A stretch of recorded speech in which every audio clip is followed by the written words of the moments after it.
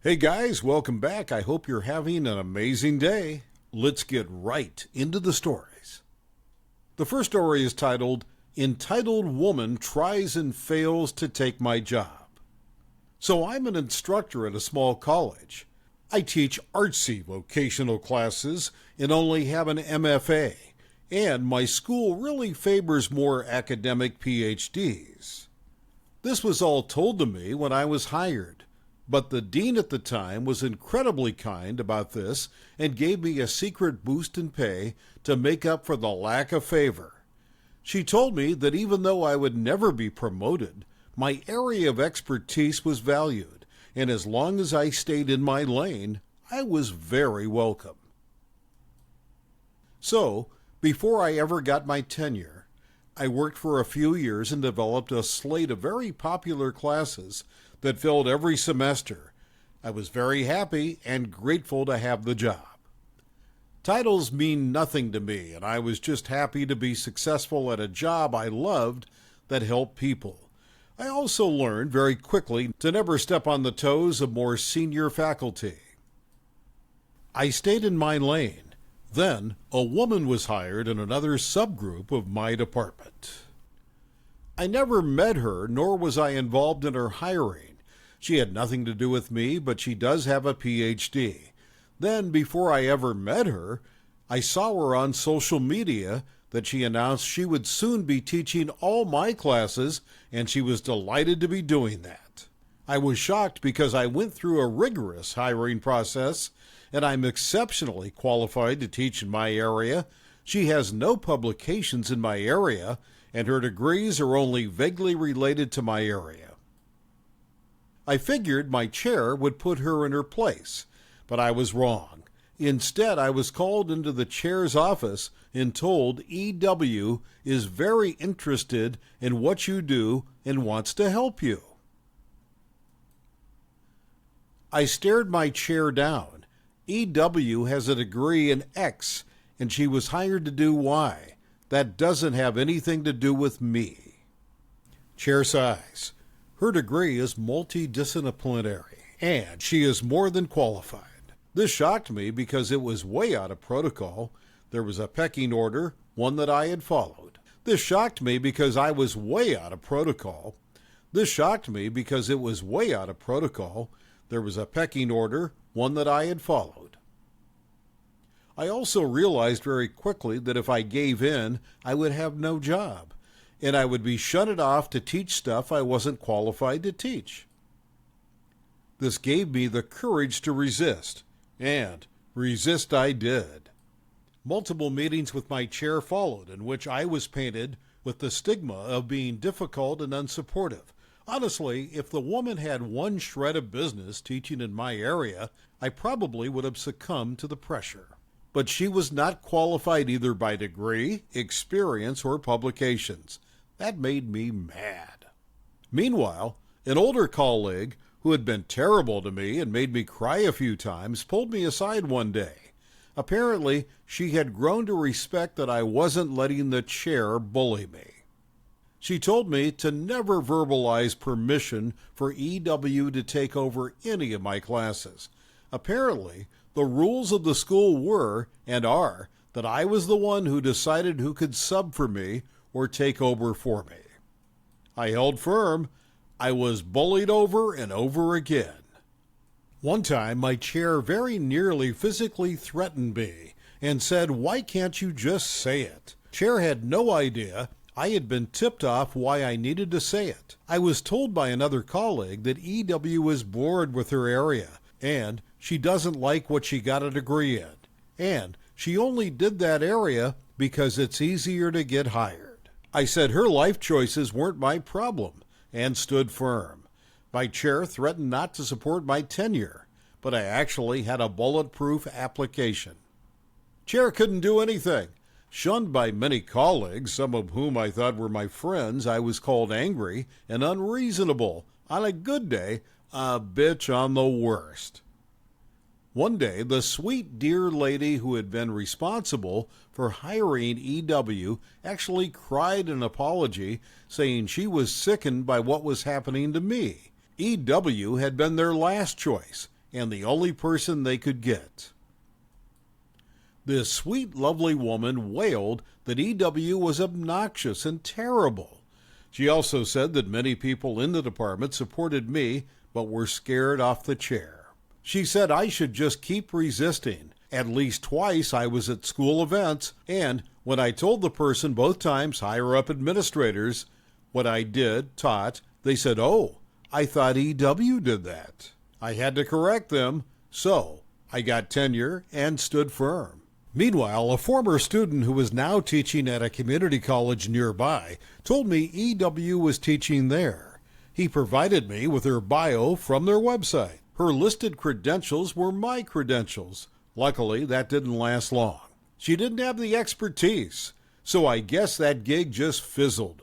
One thing I never did was meet with EW. I was asked to, so we could hash things out, and I said repeatedly that there was nothing to hash. I was happy in my job, and my job wasn't her job. I was always polite and professional if I had to deal with her, but I always avoided any potential traps. They wanted my verbal permission. I wouldn't give it. Finally, the chair stepped down. The next chair initially sided with the majority because he didn't know me very well. But then he got to know me and was fair. Eventually, EW stopped trying to do my job. She pushed her way into another area, and now she steers clear of mine. It really did take about 10 years to wear her down. So there was no real dramatic ending. I just held firm, and eventually, EW gave up. The reason I'm sharing is recently another colleague told me that he always thought EW and the chair were having an affair, and this is why everything happened. Maybe I'm naive, but the thought never crossed my mind. Plus, EW is actually not attractive at all, so I couldn't picture it. Anyway, over the years, whenever EW has done anything terrible or stupid, my colleagues will always share it with me. Still, I actually have little ill will left for her. I won most of the battles and the war, and that's good enough. I still love my job and my students, and I'm glad I fought for it. They say academia is the Game of Thrones without the beheadings. Fair, I think. The next story is titled Private HOA Police Seized My Farm Property and Kicked Me Out. I'm not even part of the HOA. Growing up, I always heard stories about homeowners associations, HOAs, being a bit controlling, but I never thought it could get as bad as it did in my South African neighborhood. Our HOA was more like a gang, using bullying tactics and violence to coerce residents into joining. I refused to join, and for a while they left me and my farm alone. But as they got more desperate, they turned on to more aggressive tactics.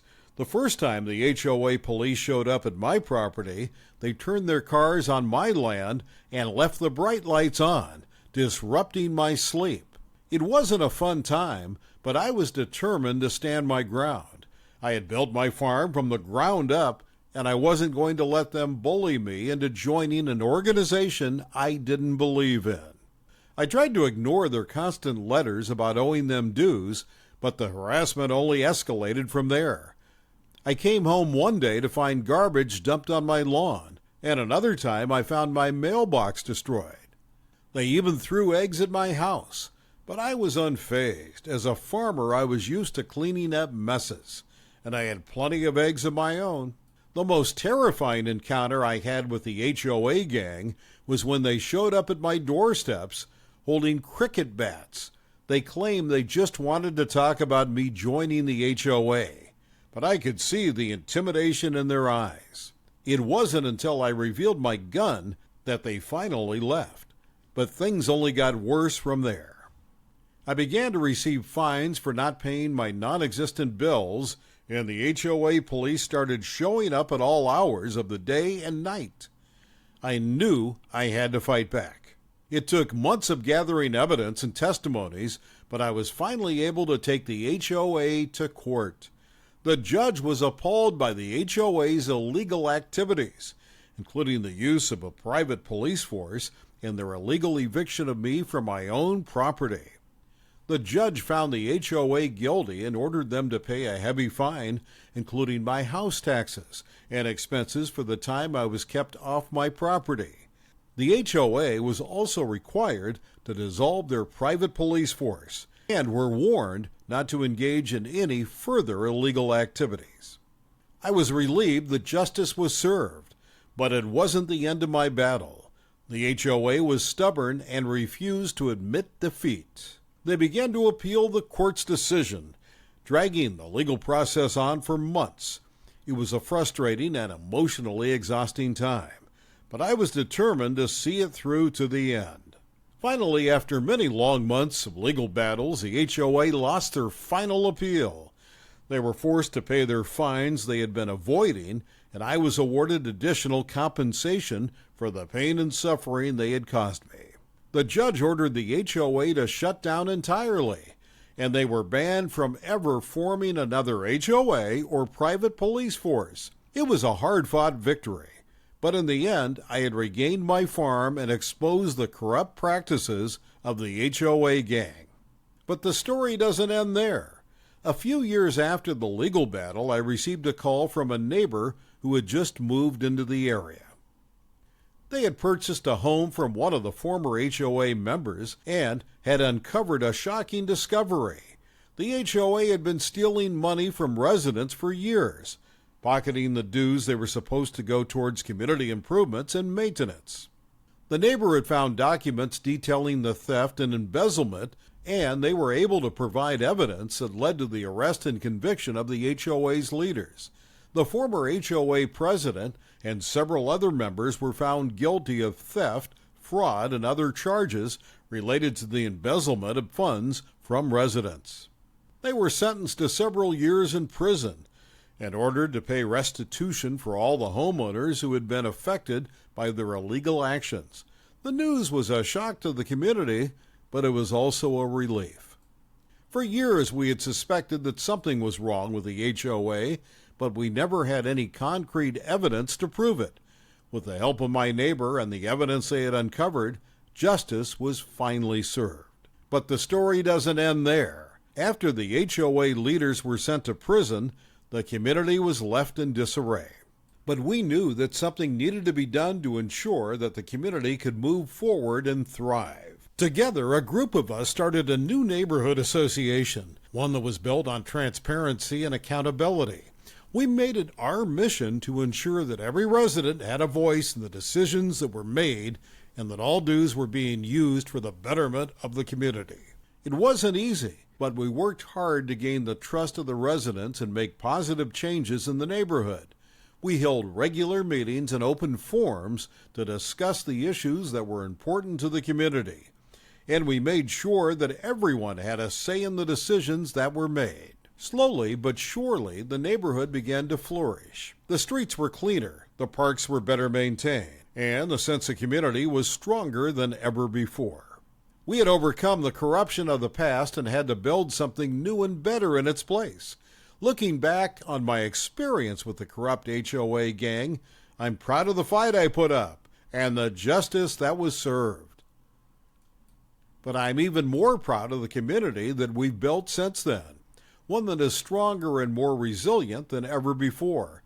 It's a testament to the power of people coming together to fight for what's right and make a positive difference in the world. The next story is titled Back from College Break to Have Nothing. My daughter, a 19-year-old female, had a group of high school friends for years. Fast forward freshman year college, and her new roommate becomes part of the friend group. I was diagnosed with stage 3 cancer the same day that she started classes that year. As the year goes on, her relationship with some of her friends starts to have problems. But the roommate still seems solid, so they sign a lease for sophomore year. By the beginning of sophomore year, all of her high school friends, 4, had turned on my daughter, and she's struggling to find out why. By the end of September, she finds out the roommate had been playing both sides of the fence and has ultimately sided with my daughter's old friends and continues to see them regularly. This, of course, creates a nasty living situation for my daughter, but she does her best to manage through. As time goes on, I come to find out that her friends turned on her because they felt that her emotional needs were toxic for them to be around. My daughter was having a panic attack about my cancer and other normal things and was reaching out to her friends for someone to talk to, and they couldn't handle it. A few weeks ago, the roommate invited 2 of these friends to stay over. My daughter asked that they pick another time as she had work and then a night ahead of her finishing her finals, and she didn't want to be in the apartment if they were going to be. The roommate ignored the request. My daughter walked into them being there after work and had a panic attack. The roommate looked at her and said, "See, this is why you have no friends. When you behave like this, what do you expect?" This week, my daughter managed to find a way to move out before the roommate came back from break. The couch, the coffee table, the rug, the pots and pans, the dishes, the shower curtain, and on, all of it was my daughter's. The internet, the electric, the water, all in my daughter's name. She took everything, moved out, and left the roommate to come back from break with none of it working, and all of the shared space items gone, and left her a note signed, "What did you expect?" Oh, I wish I could be a fly on the wall when she walks in. The last story is titled, "Mom Wanted to Live Off My Income Once I Graduated." Growing up, my mom had told me she was raising me to be the best child because she knew I would achieve more. My mom was way harsher on my grades, sports, academic clubs, looks, and personal life than my little brother. I admit I grew up hating my little brother for all the freedom he had, while I was always isolated. I was always grounded. I was working multiple jobs to not only save up for college, but help with my family bills. When my brother got a job, he was able to spend the money on what he wanted. My mom told me what my career goal was, what person I should marry, how she will move in with me after I buy my house to raise the children and take care of her. My mom was the type to blow money on designer stuff while we slept in hotels and cars at one point. I hated being poor. All I wanted was a house growing up. A nice small, nice house for us.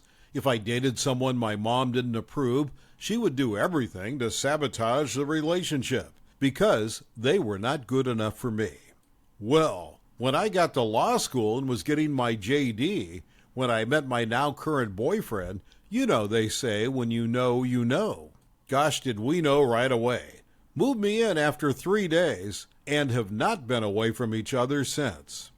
I love his family and they also love me. He was raised upper middle class and had an amazing set of parents. He was also top of the law school and just felt too perfect for me.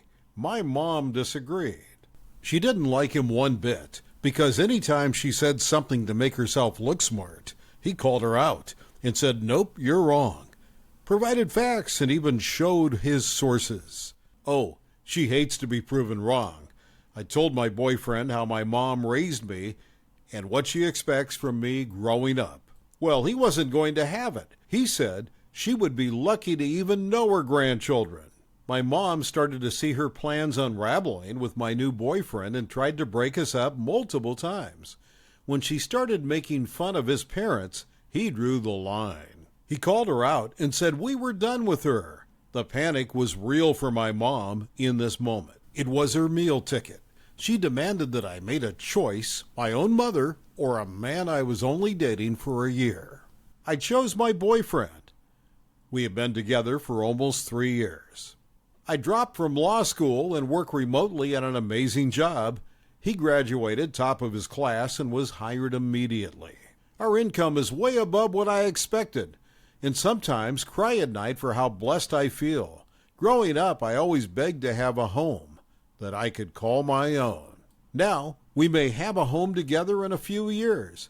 She will send threats and make up excuses to try to contact me in order to get back in my life. We plan to get married soon and know we have to keep it really quiet because she will either call in a threat or try to show up. Thank you for watching. I would really appreciate it if you could like the video and subscribe to our channel if you haven't already. We'll see you again tomorrow.